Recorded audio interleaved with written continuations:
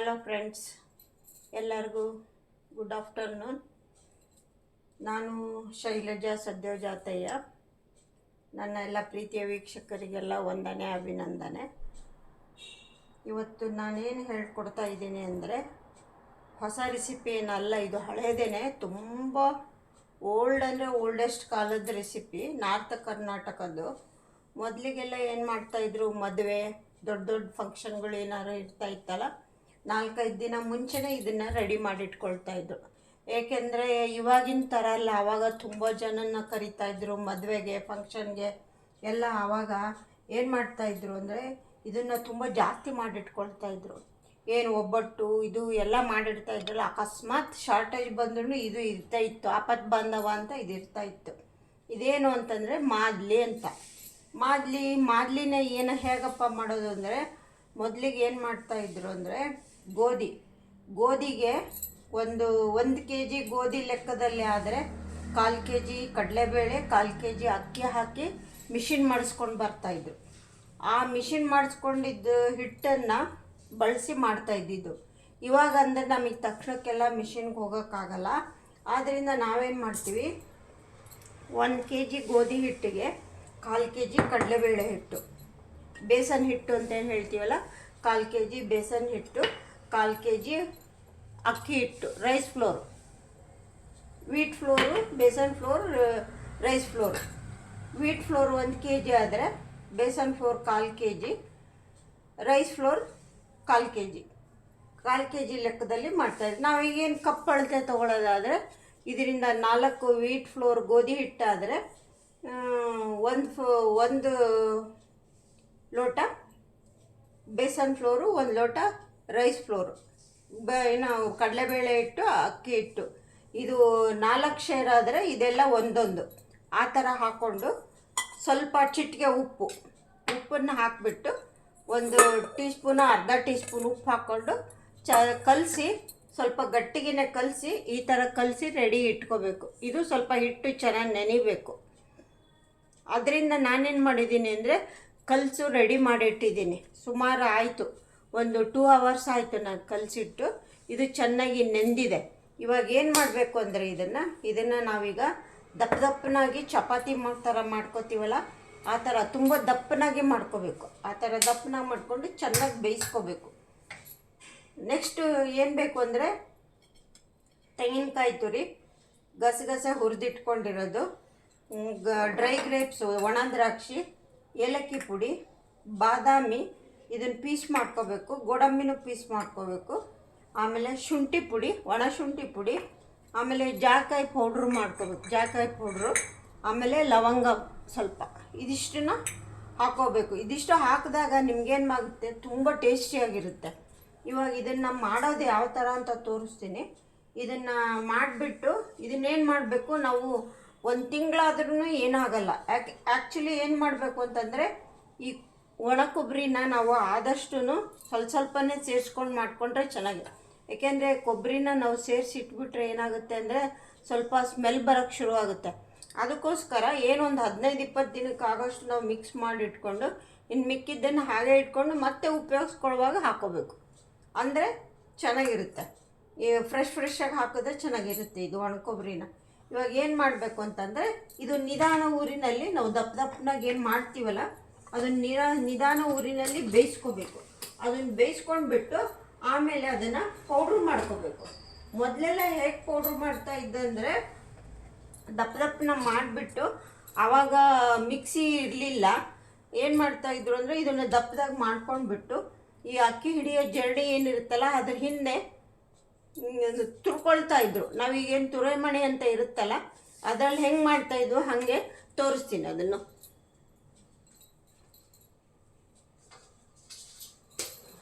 ಈ ಥರ ರೈಸ್ದು ಜರಡಿ ಇಡ್ತಾಯಿತ್ತು, ಇದ್ರ ಮೇಲೆ ಹಾಕ್ಕೊಂಡು ಚೆನ್ನಾಗಿ ಹಿಂಗೆ ತಿಕ್ತಾಯಿದ್ರೆ ಅವಾಗ ಚೆನ್ನಾಗಿ ಪೌಡ್ರ್ ಥರ ಬೀಳ್ತಾಯಿತ್ತು. ಯಾವ ಥರ ಬೀಳ್ತಾಯಿತ್ತು ಪೌಡ್ರು ಅಂದರೆ, ಮರಳಿರುತ್ತಲ್ಲ ಸೇಮ್ ಆ ಥರ ಬೀಳ್ತಾಯಿತ್ತು.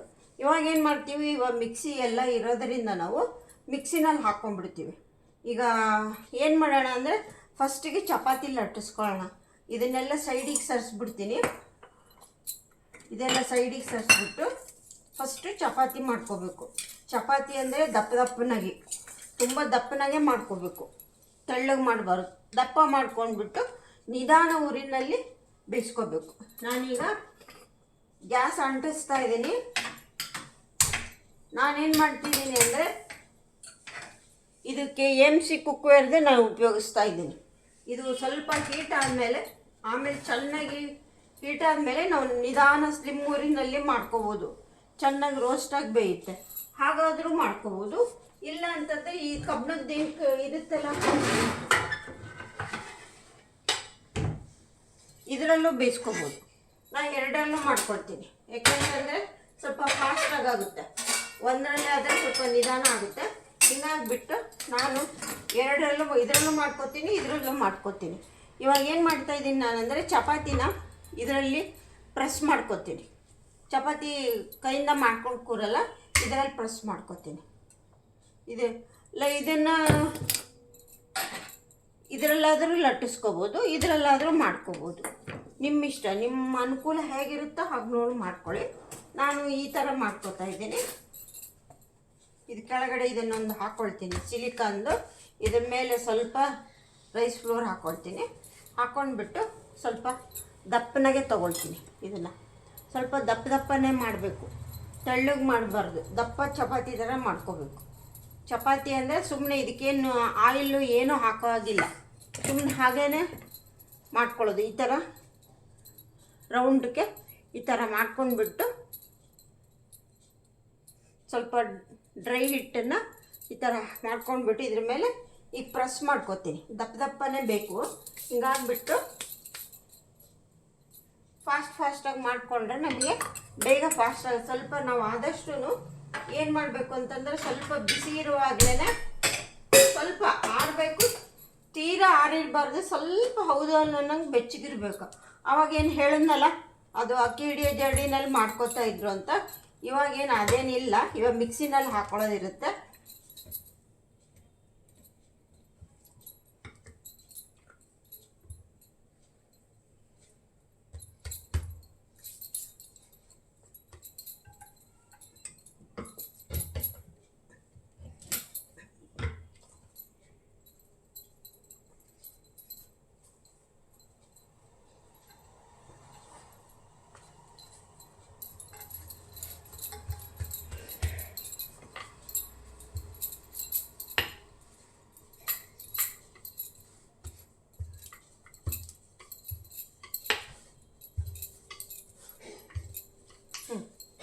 ಇಷ್ಟು ದಪ್ಪ ಇರಬೇಕು ನೋಡಿ, ಇಷ್ಟು ದಪ್ಪ ಬರಬೇಕು. ಇನ್ನೂ ದಪ್ಪ ಬಂದರೂ ಚಿಂತೆ ಇಲ್ಲ.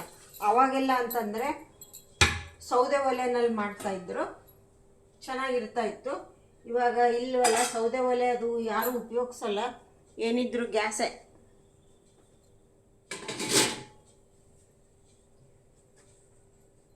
ಇವಾಗ ಇದನ್ನು ನಿಧಾನ ಊರಿನಲ್ಲಿ ಬೇಯಿಸ್ಕೊಳ್ಳೋದು.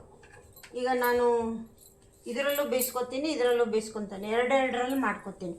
ಒಂದರಲ್ಲೇ ಆದರೆ ತುಂಬ ನಿಧಾನ ಆಗಿಬಿಡುತ್ತೆ. ಹಿಂಗಾಗ್ಬಿಟ್ಟು ಎರಡರಲ್ಲೂ ಮಾಡ್ಕೊಳ್ತೀನಿ. ಈ ಬೇಸನ್ ಹಿಟ್ಟು ಹಾಕಿರೋದ್ರಿಂದ ಇದನ್ನು ನಾವು ಚೆನ್ನಾಗಿ ಸುಡ್ಕೋಬೇಕು. ದೋಸೆ ಇದನ್ನು ಚಪಾತಿನ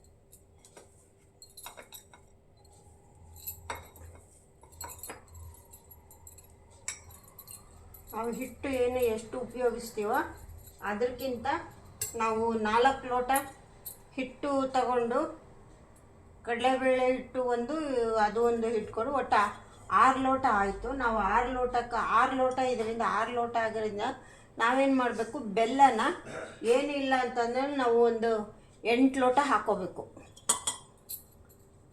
ಬೆಲ್ಲ ಚೆನ್ನಾಗಿ ಹಿಡಿಯುತ್ತೆ.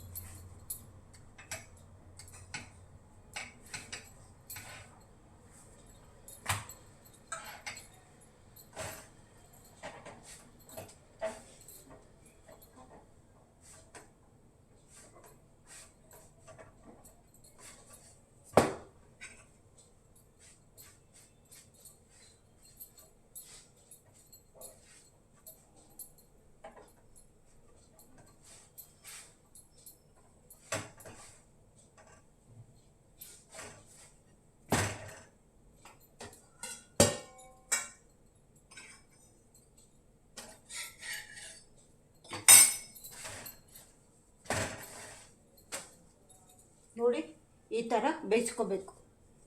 ಪರೋಟಕ್ಕಿಂತ ಸ್ವಲ್ಪ ದಪ್ಪ ಇರುತ್ತೆ. ಈ ಥರ ಚೆನ್ನಾಗಿ ಬೇಯಿಸ್ಕೋಬೇಕು. ಇದೇ ಥರ ಎಲ್ಲನೂ ಮಾಡ್ಕೋಬೇಕು.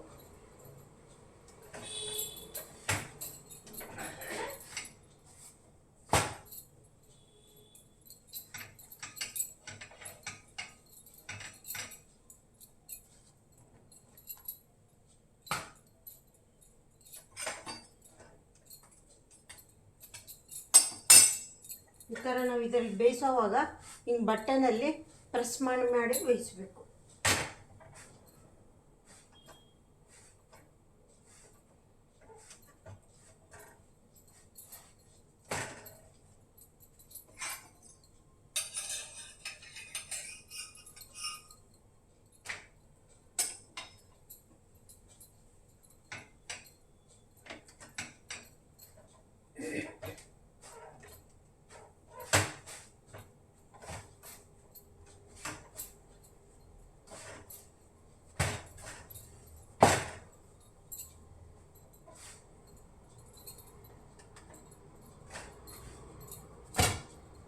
ನೋಡಿ ಈ ಥರ ಬೇಯಿಸ್ಕೋಬೇಕು. ಈಗೆಲ್ಲ ಈ ಥರ ಮಾಡಿ ಬೇಯಿಸ್ಕೊಂಬಿಡೋಣ. ನೋಡಿ ಫ್ರೆಂಡ್ಸ್, ಲಾಸ್ಟ್ ಒನ್ ಆಯಿತು. ಈ ಥರ ಎಲ್ಲ ಚಪಾತಿ ಗ್ಯಾಸ್ ಆಫ್ ಮಾಡಿಬಿಡೋಣ. ಈ ಥರ ಮಾಡಿಟ್ಕೋಬೇಕು. ಈ ಥರ ಚಪಾತಿಗಳನ್ನ ಚೆನ್ನಾಗಿ ಬೇಯಿಸ್ಕೋಬೇಕು. ದಪ್ಪ ದಪ್ಪಗೆ ಮಾಡಿಕೊಂಡು ಇದೆಲ್ಲ ಇವಾಗ ಪೀಸ್ ಮಾಡಿಬಿಡ್ತೀನಿ. ಪೀಸ್ ಮಾಡಿಬಿಟ್ಟು ಈ ಬೆಲ್ಲನೂ ಈ ಥರ ಪುಡಿ ಮಾಡಿ ಇಟ್ಕೋಬೇಕು. ನಾನು ಉಂಡೆ ಬೆಲ್ಲ ತೊಗೊಂಡಿದ್ದೀನಿ. ಒಬ್ಬೊಬ್ಬರು ಒಂದೊಂದು ಥರ ಬೆಲ್ಲ ಉಪಯೋಗಿಸ್ತಾರೆ. ಆ ಸೈಡೆಲ್ಲ ಬಕೆಟ್ ಬೆಲ್ಲ ಅಂತ ಬರುತ್ತೆ, ಪೆಂಟೆ ಬೆಲ್ಲ ಅಂತ ಬರುತ್ತೆ, ಯಾವುದ್ಯಾವುದೋ ಡಿಫ್ರೆಂಟ್ ವೆರೈಟಿ ಬರುತ್ತೆ. ಅವ್ರಿಗೆ ಯಾವುದು ಮೊದಲಿಂದ ಯೂಸ್ ಮಾಡ್ತಾ ಇರ್ತಾರೋ ಅದನ್ನು ಉಪಯೋಗಿಸ್ತಾರೆ. ನಾನು ಉಂಡೆ ಬೆಲ್ಲನೂ ಉಪಯೋಗಿಸ್ತೀನಿ ಮೊದಲಿಂದನೂ, ಚೆನ್ನಾಗಿರುತ್ತೆ. ಹಿಂಗಾಗ್ಬಿಟ್ಟು ಅದನ್ನೇ ಉಪಯೋಗಿಸ್ತೀನಿ. ಇವಾಗ ಇದನ್ನೇನು ಮಾಡೋಣ ಅಂದರೆ, ಫಸ್ಟು ಈ ಚಪಾತಿನೆಲ್ಲ ಪೀಸ್ ಮಾಡ್ಕೊಂಡು ಬಿಡ್ಬೇಕು. ಇವಾಗ ಕೈಯಲ್ಲೇ ಎಲ್ಲ ಇದನ್ನು ಸ್ವಲ್ಪ ತಣ್ಣಗೂ ಆಗಬೇಕು. ಇವು ಭಾಳ ಬಿಸಿದು ನಾವು ಮಿಕ್ಸಿಗೆ ಹಾಕೊಳ್ಳೋ ಆಗಿಲ್ಲ. ನಾವು ಇದನ್ನೇನು ಚಪಾತಿನ ಮಾಡ್ತಾನೆ ಸ್ವಲ್ಪ ಅಗ್ಲಕ್ಕೆ ಹಾಕ್ಬಿಡ್ಬೇಕು, ಎಲ್ಲ ಆರ್ಕೊಳ್ತಾ ಅಷ್ಟೊತ್ತಿಗೆ. ಇದು ಈ ಥರ ಪೀಸ್ ಮಾಡ್ಕೋಬೇಕು. ಈ ಥರ ಪೀಸ್ ಮಾಡಿಕೊಂಡು ಆಮೇಲೆ ನಾವು ಮಿಕ್ಸಿಗೆ ಹಾಕ್ಕೋಬೇಕು. ಈ ಥರ ಎಲ್ಲ ಪೀಸ್ ಮಾಡ್ಕೊಂಬಿಡೋಣ. ನೋಡಿ ಫ್ರೆಂಡ್ಸ್, ಈಗೆಲ್ಲ ಆರಿದೆ ಪೀಸಸ್ಸು. ಇವಾಗ ಏನು ಮಾಡ್ತೀನಿ ಅಂದರೆ ಮಿಕ್ಸಿ ಮಾಡ್ಕೊಂಡು ಬರ್ತೀನಿ. ಸ್ವಲ್ಪನೇ ಹಾಕ್ಕೊಂಡು ಇದು ಫುಲ್ಲೆಲ್ಲ ಮಿಕ್ಸಿ ಮಾಡ್ಕೊಂಡು ಬರ್ತೀನಿ. ತುಂಬ ನೈಸ್ ಆಗಬಾರ್ದು, ಸ್ವಲ್ಪ ತರ್ತರೆ ಆಗಬೇಕಷ್ಟೇ. ಆಮೇಲೆ ಮತ್ತೆ ಬೆಲ್ಲ ಹಾಕಿ ಮಿಕ್ಸ್ ಮಾಡಬೇಕಲ್ವ, ಇದೆಲ್ಲ ಮಿಕ್ಸ್ ಮಾಡ್ಕೊಂಡು ಬರ್ತೀನಿ. ಈ ಥರ ಎಲ್ಲ ಮಿಕ್ಸಿ ಮಾಡ್ಕೊಂಡು ಎಲ್ಲನೂ ಫುಲ್ಲೆಲ್ಲ ಫಸ್ಟ್ ಮಿಕ್ಸಿ ಮಾಡ್ಕೊಂಡು ಬಿಡಬೇಕು. ಮೊದಲೆಲ್ಲ ಆದರೆ ಏನು ಮಾಡ್ತಿದ್ರು, ಒಳ್ಳಲ್ಲಿ ಕುಟ್ತಾಯಿದ್ರು. ಇಲ್ಲಾಂದರೆ ಅದೇ ತೋರಿಸಿದ್ನಲ್ಲ ಜರಡಿ, ಆ ಜರಡಿನಲ್ಲಿ ಹಿಂಗೆ ತಿಕ್ತಾಯಿದ್ರು. ಕಷ್ಟ ಇತ್ತು, ತುಂಬ ಟೈಮ್ ಹಿಡಿತಾ ಇತ್ತು. ಇವಾಗ ಮಿಕ್ಸಿ ಇರೋದ್ರಿಂದ ಈಸಿ, ಬೇಗ ಆಗಿ ಹೋಗ್ಬಿಡುತ್ತೆ.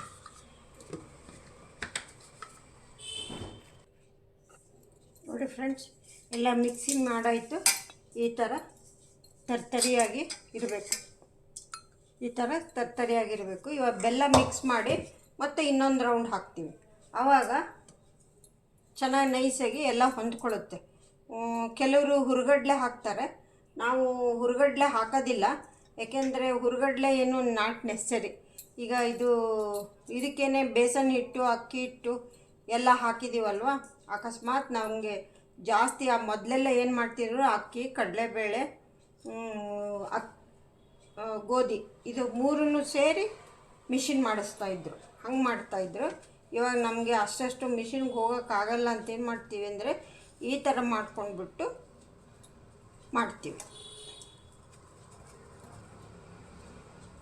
ಅದು ಮಿಷಿನ್ಗೆ ಹಾಕಿ ಒಟ್ಟಿಗೆ ಹಾಕಿ ಮಾಡಿಸಿದ್ರೆ ಅದು ಇನ್ನೂ ಟೇಸ್ಟ್ ಚೆನ್ನಾಗಾಗುತ್ತೆ. ಇದಕ್ಕಿಂತ ನಾವು ಗೋಧಿ ಎಷ್ಟು ತೊಗೊಂಡಿರ್ತೀವೋ ಅಳತೆ ನಮ್ಮ ಪ್ರಕಾರ ಎಷ್ಟು, 1 kg ಇದ್ದರೆ 1 kg ನಾವು ಅಳತೆಗೆ ಮಾಡಿದ್ರೆ 1/4 kg ಅಷ್ಟು ಹಾಕ್ಕೋಬೇಕು ಬೆಲ್ಲನ.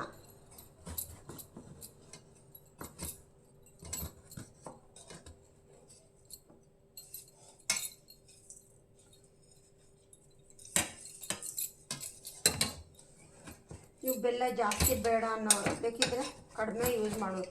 ಕಡಿಮೆ ಹಾಕ್ಕೊಂಡ್ರೆ ಚೆನ್ನಾಗಿರೋದಿಲ್ಲ, ಟೇಸ್ಟು ಚೆನ್ನಾಗಿರೋದಿಲ್ಲ. ಕರೆಕ್ಟಾಗಿ ಸ್ವೀಟಾಗಿದ್ದೇ ಚೆಂದ ಅಲ್ವಾ. ಅದಕ್ಕೆ ತಿನ್ನೋದನ್ನೇ ಸ್ವಲ್ಪ ತಿಂದ್ರೆ ಆಯ್ತು ಅಷ್ಟೇ.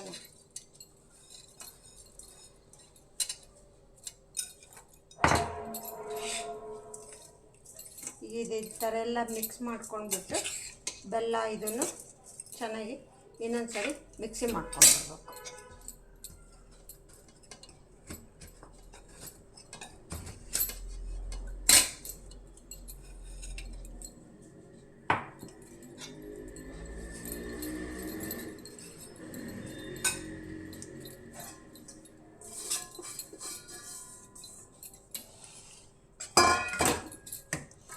ಈಗ ಇದು ಒಂದು 5-6 ರೌಂಡ್ ಆಗುತ್ತೆ. ಮಿಕ್ಸಿ ಮಾಡ್ಕೊಂಡು ಬಂದ್ಬಿಡು.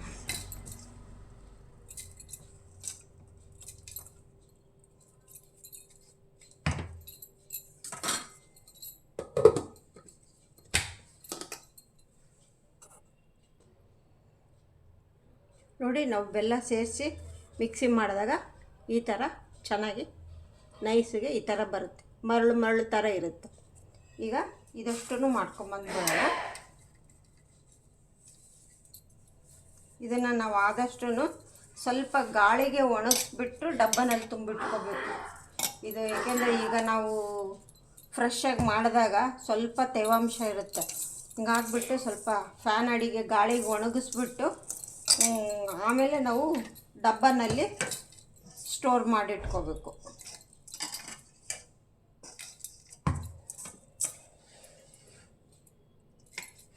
ಬೇಕಿದ್ದರೆ ಕೆಲವರು ಏನು ಮಾಡ್ತಾರೆ ಅಂದರೆ ಹುರ್ಗಡ್ಲೆನೂ ಸ್ವಲ್ಪ ಇದಕ್ಕೆ ಹುರ್ಗಡ್ಲೆನೂ ಹಾಕಿ ಮಿಕ್ಸಿ ಹಾಕ್ತಾರೆ.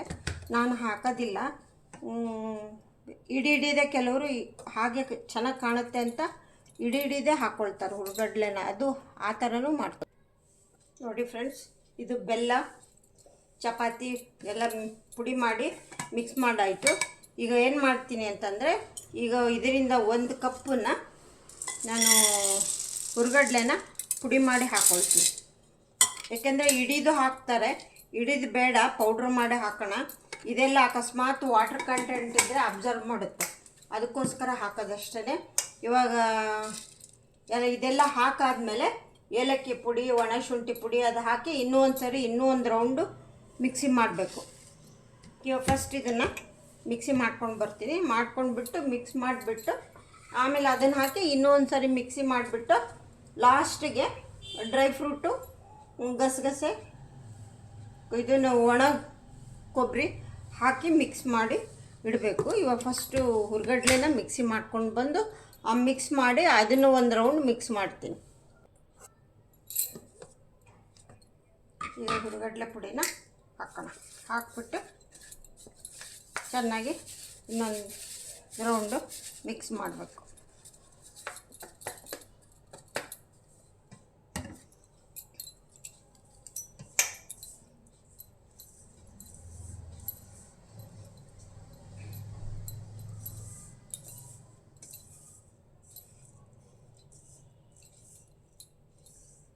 ಚಪಾತಿನ ಆದಷ್ಟು ಆರಿದ ಮೇಲೆ ಮಿಕ್ಸಿ ಮಾಡ್ಕೊಳ್ಳಿ. ಮೊದಲೇ ಮಾಡ್ಕೊಂಡ್ಬಿಟ್ರೆ ಇದಾಗ್ಬಿಡುತ್ತೆ. ಚಪಾತಿ ಚೆನ್ನಾಗಿ ಸ್ವಲ್ಪ ನೀರೆಲ್ಲ ಒಣಗಬೇಕು. ಆ ಥರ ಆದಮೇಲೆ ಮಿಕ್ಸಿ ಮಾಡ್ಕೊಳ್ಳಿ. ಓಕೆ, ಇನ್ನೊಂದು ರೌಂಡು ಮಿಕ್ಸಿ ಮಾಡೋಣ. ಮಾಡಿಬಿಟ್ಟು ಹಾಕ್ಬಿಡೋಣ ಏಲಕ್ಕಿ. ಅದು ಮತ್ತೆ ಹಾಕಿ 2 ಸರಿ ಏಲಕ್ಕಿ ಪುಡಿ, 1.5 ಟೀ ಸ್ಪೂನು ಏಲಕ್ಕಿ ಪುಡಿ ಹಾಕ್ತಾಯಿದ್ದೀನಿ. ಇದೆಲ್ಲ ಚೆನ್ನಾಗಿ ಇದ್ರೇ ಆಮೇಲೆ ಡ್ರೈ ಜಿಂಜರ್ ಪೌಡರ್ ಇದು 1.5 ಸ್ಪೂನ್ ಹಾಕ್ತಾಯಿದ್ದೀನಿ. 1.5 2 ಟೀ ಸ್ಪೂನು ಹಾಕ್ಕೊಳ್ಳಿ, ಚೆನ್ನಾಗಿರುತ್ತೆ.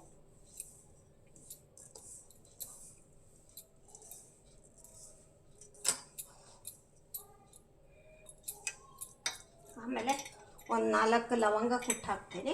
ಸ್ವಲ್ಪ ಜಾಯಿಕಾಯಿ ಪುಡಿ ಹಾಕ್ತೀನಿ.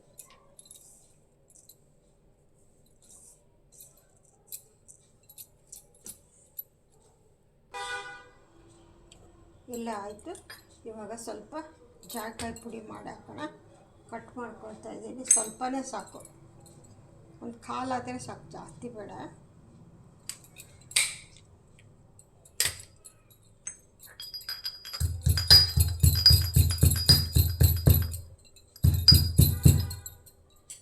ಆಮೇಲೆ ಒಂದು 4 ಲವಂಗ, ಇಷ್ಟನ್ನು ಪೌಡ್ರ್ ಮಾಡಿ ಹಾಕೋಣ. ಜಾಯಿಕಾಯಿ ಪುಡಿ ಹಾಕ್ತಾಯಿದ್ದೀನಿ. ಲವಂಗ ಪುಡಿ ಆಯಿತು. ಈಗ ನೆಕ್ಸ್ಟು ಗಸಗಸೆ ಒಂದು 2-3 ಟೀ ಸ್ಪೂನ್ ಹಾಕ್ಕೊಳ್ಳೋಣ. ಚೆನ್ನಾಗಿರುತ್ತೆ, ಮಧ್ಯ ಬಾಯಿಗೆ ಸಿಗ್ತಾ ಇರುತ್ತೆ. ಆಮೇಲೆ ತೆಂಗಿನ ತುರಿ ನೋಡಿ ಹಾಕ್ತೀನಿ. ಆಮೇಲೆ ಡ್ರೈ ಗ್ರೇಪ್ಸು,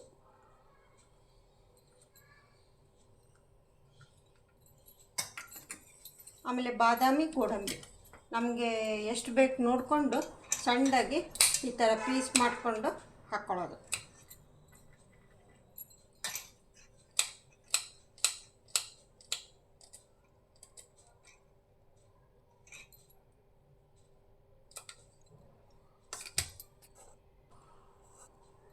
ಎಲ್ಲ ಫುಲ್ ರೆಡಿ ಆಯಿತು ನೋಡಿ ಫ್ರೆಂಡ್ಸ್.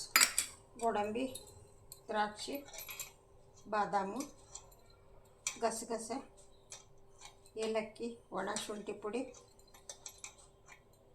ಎಲ್ಲ ಹಾಕಾಯಿತು. ಇವಾಗ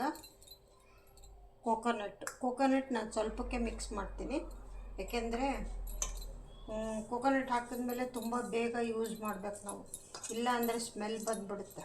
ಅದಕ್ಕೋಸ್ಕರ ನೋಡಿ ಒಂದು ಸ್ವಲ್ಪದಕ್ಕೆ ಹಾಕ್ಕೊಳ್ತೀನಿ. ಹಾಕಿ ಈಗ ಹೇಗೆ ಸರ್ವ್ ಮಾಡೋದು ಅಂತ ತೋರಿಸ್ಕೊಡ್ತೀನಿ. ಮೇಲೆ ಹಾಕೋಣ ಒಂದು ನಿಮಿಷ. ನೋಡಿ ಫ್ರೆಂಡ್ಸ್, ಎಲ್ಲ ನಾರ್ತ್ ಕರ್ನಾಟಕ ಮಾದಲಿ ರೆಡಿ ಆಯಿತು. ಇದನ್ನು ನಾವು ಒಂದು ತಿಂಗಳವರೆಗೂ ಇಟ್ಕೊಂಡು ಉಪಯೋಗಿಸ್ಕೋಬೋದು. ಆದರೆ ಏನು ಮಾಡಬೇಕು ಅಂದರೆ ಈ ಡ್ರೈ ಕೊಕೊನಟ್ನ ನಿಮಗೆ ಯಾವಾಗ ಬೇಕೋ ಆವಾಗ ಸ್ವಲ್ಪ ಉಪಯೋಗಿಸ್ಕೊಳ್ಳಿ. ಒಂದು ವಾರ, ಒಂದು 15 ದಿನದ ಮಟ್ಟಿಗೆ ಪರವಾಗಿಲ್ಲ, ನಡೆಯುತ್ತೆ. ತುಂಬ ದಿನ ಆದರೆ ಕೊಬ್ಬರಿ ಒಂಥರ ವಾಸನೆ ಬರುತ್ತಲ್ಲ, ಅದಕ್ಕೋಸ್ಕರ ಹೇಳ್ತಾ ಇದ್ದೀನಿ. ನಾರ್ತ್ ಕರ್ನಾಟಕದ ಸ್ಪೆಷಲ್ ಖಾದ್ಯ ಅಂತಲೇ ಹೇಳ್ಬೋದು, ಎಲ್ಲರೂ ಇಷ್ಟಪಡುವಂಥದ್ದು. ಈಗ ಎಲ್ಲರೂ ಇದಕ್ಕೆ ಮೊರೆ ಹೋಗ್ತಾ ಇದ್ದಾರೆ. ಫಂಕ್ಷನ್ಗಳಿಗೆಲ್ಲ ಮಾಡಿಟ್ಕೊಂಡ್ರೆ ಒಂಥರ ಆಪತ್ತು ಬಾಂಧವ ಅಂತ ಹೇಳ್ಬೋದು. ಯಾವುದೇ ಸ್ವೀಟ್ ಇಲ್ಲ ಅಂದರೂ ಇದಿರುತ್ತೆ, ತಕ್ಷಣಕ್ಕೆ ಕೊಡ್ಬೋದು. ಈಗ ಇದನ್ನು ಹೇಗಪ್ಪ ಸರ್ವ್ ಮಾಡೋದು, ಮಾದಲಿನ ಹೇಗೆ ಸರ್ವ್ ಮಾಡೋದು ಅಂದರೆ ಈ ಥರ ಫಸ್ಟೆಲ್ಲ ಮೊದಲೆಲ್ಲ ಎಲೆ ಊಟ ಇತ್ತಲ್ಲ, ಹಾಗೆ ಬಡಿಸ್ತಾಯಿದ್ರು. ಈಗ ನಾವೇನು ಮಾಡ್ತೀವಿ ಅಂದರೆ ಹಿಂಗೆ ಬೌಲಲ್ಲಿ ಹಾಕ್ಕೊಂಡು ಈ ಥರ ಬೌಲಲ್ಲಿ ಹಾಕ್ಕೊಂಡು, ಆಮೇಲೆ ಇದಕ್ಕೆ ಮೇಯ್ನ್ ತುಪ್ಪ ಹಾಕ್ತಾರೆ. ಕೆಲವರು ಬರೀ ತುಪ್ಪ ಮಾದಲಿ ತಿಂತಾರೆ, ಕೆಲವ್ರು ಏನು ಮಾಡ್ತಾರೆ ತುಪ್ಪ ಆಮೇಲೆ ಹಾಲು ಹಾಕ್ಕೊಳ್ತಾರೆ. ಈ ಥರ ತುಪ್ಪ ಆಮೇಲೆ ಹಾಲು, ಈ ಥರ ಹಾಲನ್ನು ಹಾಕ್ಬಿಟ್ಟು ತಿನ್ನೋದು.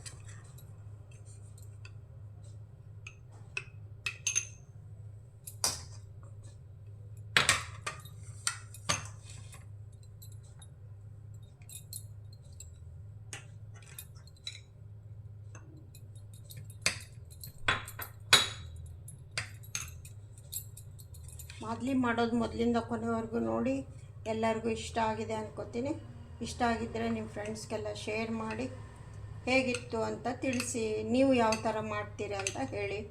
ನಾವು ಈ ಥರ ತುಂಬ ಹಳೆಯದು, ನಮ್ಮ ಅಜ್ಜಿ ಮುತ್ತಜ್ಜಿ ಅವರು ಮಾಡ್ತಿದ್ದಿದ್ದು ಇದು ಪ್ರೊಸೀಜರ್. ಈ ಥರ ನಮ್ಮ ಮಮ್ಮಿ ಮಾಡೋವಾಗ ನಮ್ಮನ್ನು ಜೊತೆಗೆ ಸೇರಿಸ್ಕೊಂಡು ಮಾಡ್ತಿದ್ರು. ಹಿಂಗಾಗ್ಬಿಟ್ಟು ಅದು ನಮಗೆ ನೆನಪಿದೆ. ಅದು ಅಂದರೆ ಜಾಸ್ತಿ ಮಾಡಲ್ಲ, ನಾವು ಮಾಡಬೇಕು ಅಷ್ಟೇ. Okay, see you, bye.